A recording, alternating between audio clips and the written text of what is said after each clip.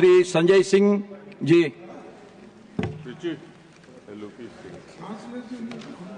Vande Mataram sir, आपका बहुत बहुत आभार कि आपने वंदे मातरम जैसे महत्वपूर्ण विषय पर मुझे अपनी बात कहने का अवसर दिया। मान्यवर, मैं सोच रहा था कि वंदे मातरम के बारे में उसके 150 वर्ष पूरे होने पर यह चर्चा सरकार के द्वारा क्यों प्रायोजित कराई जा रही है। एक तो यह अच्छी बात है कि देशभक्ति की भावना का विकास सबके अंदर हो। वंदे मातरम के महत्व को सारे देश के लोग समझें, नौजवान समझे, किसान समझे, मजदूर समझे, पढ़ा लिखा समझे, गैर पढ़ा लिखा समझे। यह अच्छी पहल है। लेकिन मैं साथ ही साथ यह भी सोच रहा था तो एक घटना मुझे याद आई मान्यवर। वो घटना थी उत्तर प्रदेश की। हमारे एक ऊर्जा मंत्री हैं माननीय मंत्री जी ए.के. शर्मा जी, उनके सामने व्यापारी लोग पहुंचे। उन्होंने कहा 21 घंटे से लाइट नहीं आ रही, 21 घंटे से लाइट नहीं आ रही, व्यापार बर्बाद हो रहा है, बच्चे रो रहे हैं, हमको गर्मी में बिजली दे दो। मंत्री जी ने कहा जय श्री राम, बजरंगबली की जय, और गाड़ी में बैठ के चले गए। मैं आपके माध्यम से सरकार से पूछना चाहता हूं, क्या भगवान श्री राम ने आपको कहा है कि आप नाकारे और निकम्मे हो जाइए और जनता को अंधेरे में रखिए, बिजली ना दीजिए? यह क्या भगवान श्री राम ने आपको कहा है? यह शिक्षा आपको भगवान श्री राम ने दी है? मान्यवर, मुझे वंदे मातरम आम आदमी पार्टी की रैलियों में, आम आदमी पार्टी की सभाओं में जब भारत माता की जय और वंदे मातरम जोर जोर से लगाए जाते हैं। किसी दिन लगाने का मन हो तो आ जाना हमारी पार्टी के कार्यक्रम में, आपसे ज्यादा तेजी के साथ वहां पर वंदे मातरम लगाएंगे। सदन में भी लगाना चाहते हो लगाओ। तो आप इन नारों के पीछे, ये नारे देशभक्ति के हैं, ये नारे देश की रक्षा के हैं, ये नारे देश को आजादी दिलाने के लिए हैं। ये नारों के पीछे अपने गुनाहों को छिपाने के लिए नारे नहीं है, मैं कहना चाहता हूं मान्य। और आप क्या कर रहे हैं? आप इन नारों के पीछे अपने गुनाहों और अपराध को छिपाना चाहते हैं। वंदे मातरम का मतलब क्या है? वंदे मातरम का मतलब है मातृभूमि की वंदना। मातृभूमि की वंदना। हम मातृभूमि की वंदना करते हैं, तो आप कैसे मातृभूमि की वंदना कर रहे हैं? अरे 1 रुपए में तो एक आम नहीं मिलता। आपने 1 रुपए में अडानी को 1050 एकड़ जमीन और 10 लाख आम और लीची के पेड़ दे दिए। ये मातृभूमि की वंदना है। ये आपकी मातृभूमि की वंदना है। आप मातृभूमि को बेचकर मातृभूमि की वंदना कर रहे हैं। ये मातृभूमि की, आज वंदे मातरम पे ही बात करूंगा सर। मातृभूमि की वंदना, मातृभूमि की वंदना हिंदुस्तान के एयरपोर्ट को बेच के नहीं हो सकती। मातृभूमि की वंदना रेल को बेच के नहीं हो सकती, सेल को बेचकर नहीं हो सकती, समुद्री तटों को बेचकर नहीं हो सकती, कोयला और गैस को बेच के नहीं हो सकती, हिंदुस्तान की जमीनों को बेच के नहीं हो सकती। तुम लोग मातृभूमि को बेचने वाले लोग हो, तुम मातृभूमि की वंदना करने वाले लोग नहीं हो। मान्यवर, वंदे मातरम पे ही सुनिए। आज वंदे मातरम के अलावा कुछ बोलूंगा ही नहीं। मातृभूमि की वंदना, इस मातृभूमि की वंदना में जब यहां पे लीडर ऑफ द अपोजिशन बोल रहे थे, मान्यवर, honourable I am not yielding sir, I am not yielding sir, sir I am not yielding sir, I am not yielding sir. जब लीडर ऑफ अपोजिशन बोल रहे थे, ऑथेंटिकेट इट प्लीज देन। जब leader, sir I am not yielding, sir I am not yielding. जब यहां पे leader of opposition बोल रहे थे, नो पॉइंट ऑफ ऑर्डर, खड़गे साहब, उनके मुंह से नो पॉइंट ऑफ ऑर्डर, दलित शब्द निकल गया, दलित शब्द निकल गया। पूरी की पूरी भारतीय जनता पार्टी हाउस में खड़े होकर विरोध करने लगी। दलितों से इतना चिढ़ है आपको? क्या दलित भारत माता के बच्चे नहीं?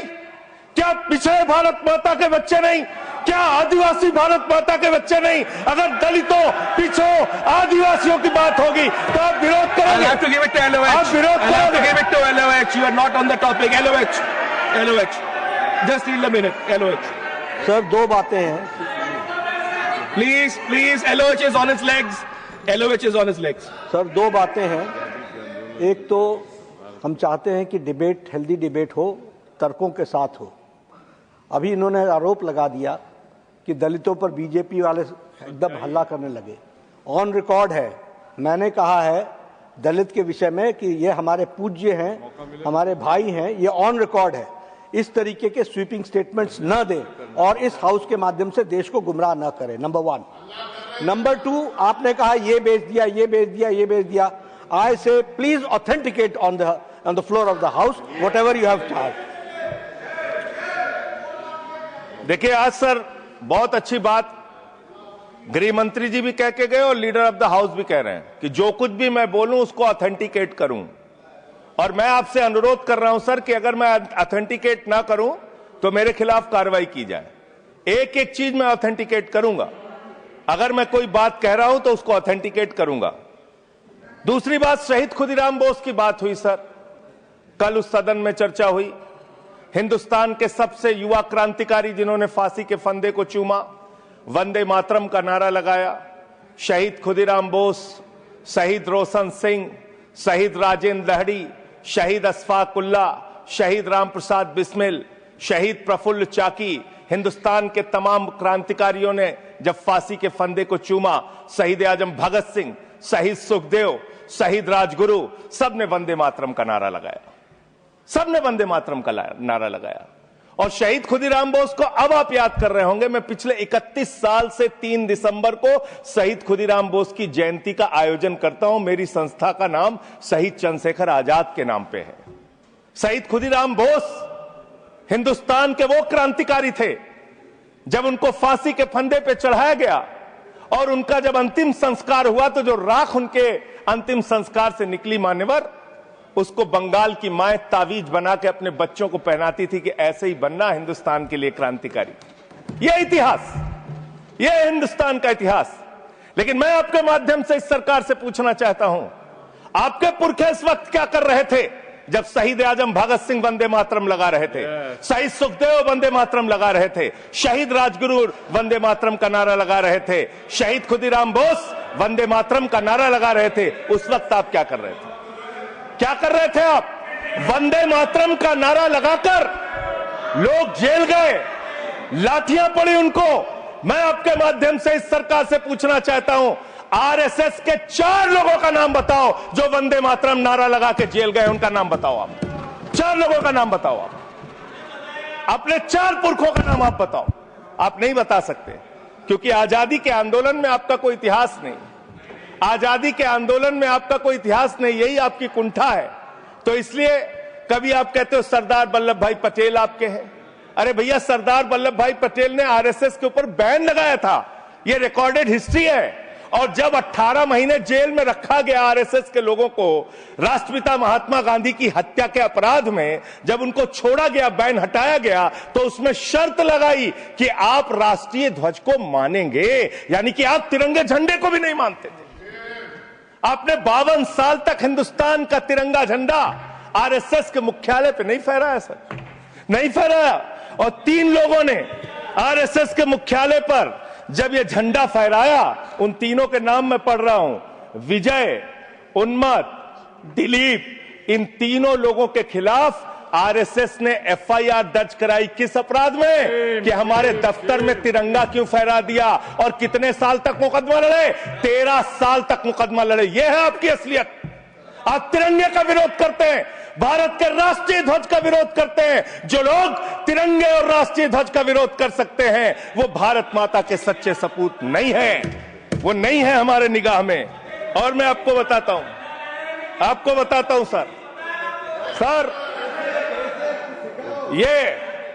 ये है 28 दिसंबर 1949 का ऑर्गेनाइजर पत्र, इसको भी रखूंगा, क्योंकि आज गृह मंत्री जी और लीडर ऑफ द हाउस दोनों कह के गए रिकॉर्ड पे सारी चीजें आनी चाहिए, इसको रिकॉर्ड पे रखना चाहिए। इतिहास देश को पता चलना चाहिए किन लोगों ने देश के साथ गद्दारी की, किन लोगों ने तिरंगे का विरोध किया, किन लोगों ने राष्ट्रगान का विरोध किया। आपको ये पढ़ के सुनाना चाहता हूं, ये ऑर्गेनाइजर है, क्या लिख रहा है।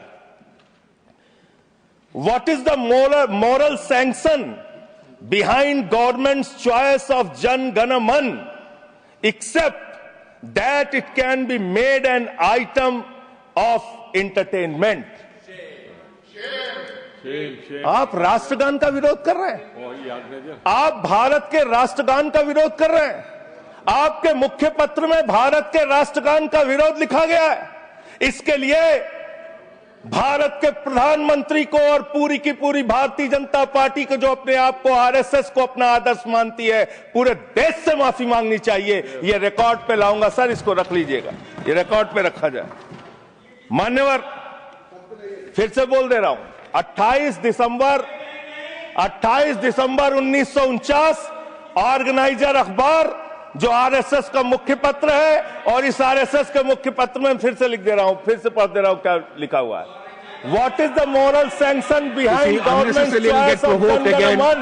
Unnecessary it will get provoked. It can be made an item of entertainment. Please continue. ये लिखा Sanjay ji unnecessarily provoke. Continue. अच्छा सर, मैं आपसे ये कहना चाहता हूं कि आपने तिरंगे का विरोध किया, राष्ट्रगान का विरोध किया, वंदे मातरम आपने लगाया नहीं कभी, कोई आपका व्यक्ति देश की आजादी के आंदोलन में जेल नहीं गया, कभी आपने कोई देश के लिए, हमारे यहां अवधि में कहावत है, नाखून कटाए कि शहीद ना बना भैया। तू तो नाखूनों नहीं कटाया भैया, बिना नाखून कटाए शहीद बना चाहता है, बिना नाखून कटाए शहीद, ऐसे काम नहीं चलेगा सर। जिन्ना का भी जिक्र कल दूसरे सदन में हुआ, प्रधानमंत्री जी ने जिक्र किया।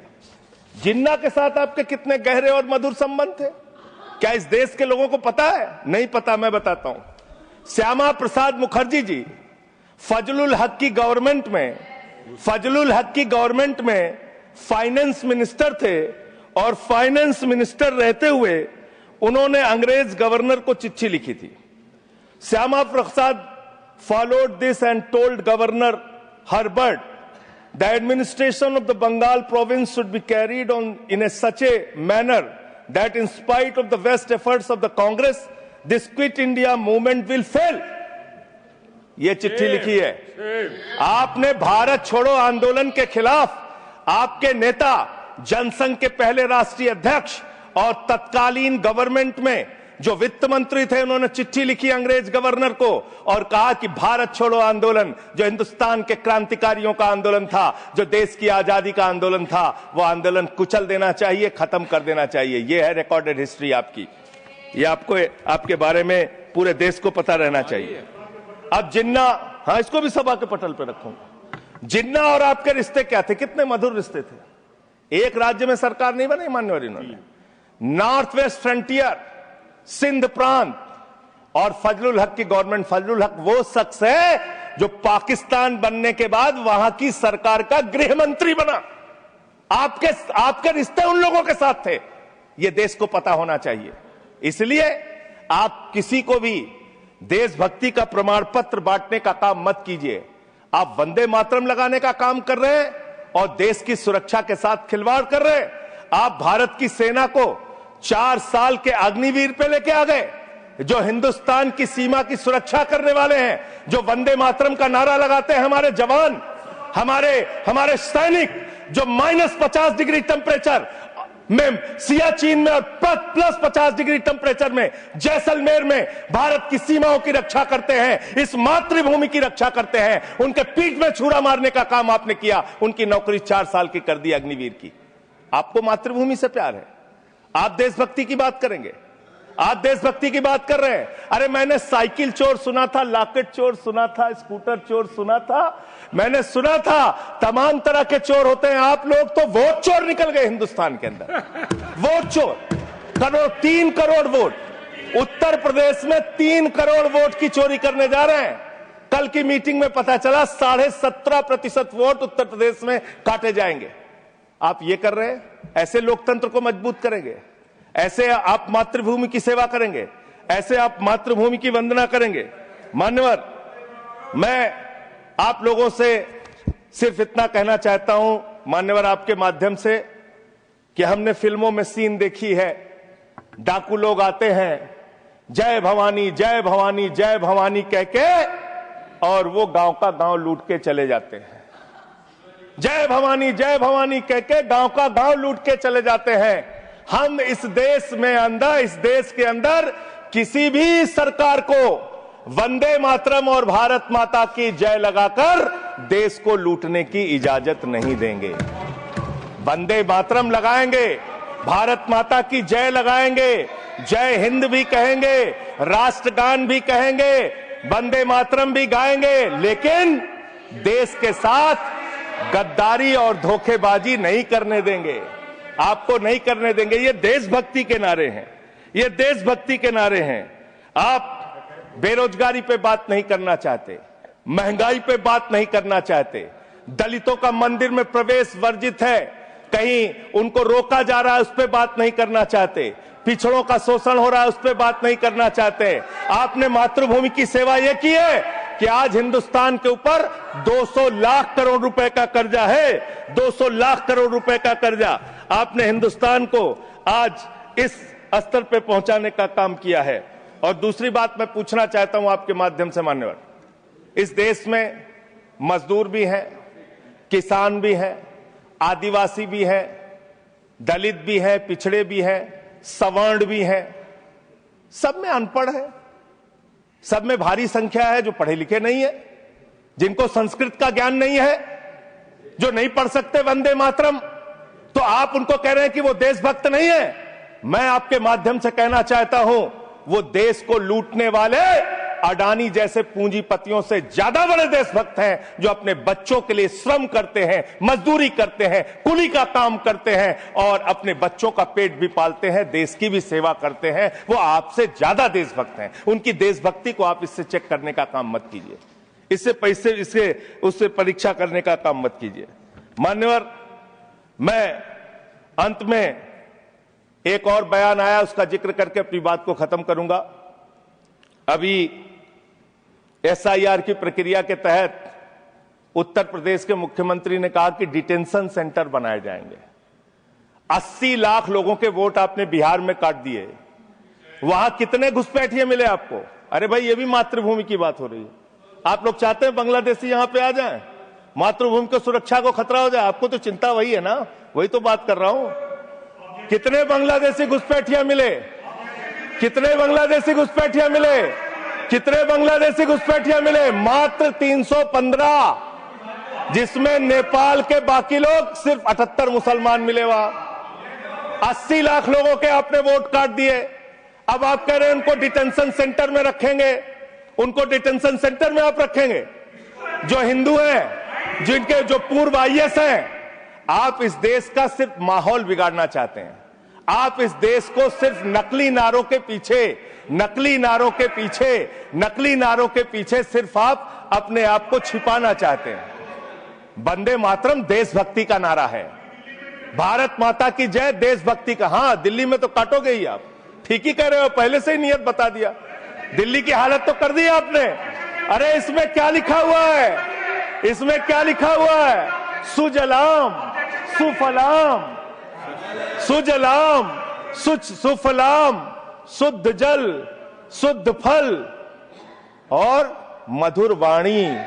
मधुर वाणी, मधुर वाणी कौन बोल रहा है? देश के प्रधानमंत्री मधुर वाणी बोल रहे हैं। मुजरा जैसे शब्दों, अरे भाई, इसी वंदे मातरम की सेकंड्स रह गए सर, वंदे मातरम की तो बात कर रहा हूं। हमारे पास और टाइम है सर, टाइम है सर। सर, मधुर वाणी, मधुर वाणी, मधुर वाणी। सर, जहरीली हवा और जहरीला पानी दिल्ली में दे रहे हैं। हमारे पूर्वांचल के भाइयों के ऊपर बुलडोजर चला रहे हैं। सर, मेरे टाइम में से काट लीजिएगा, पार्टी टाइम में से काट लीजिएगा, प्लीज, पार्टी टाइम में से काट लीजिएगा। सर, हमारी Please, पार्टी का please. टाइम 24 मिनट है। Please, one second.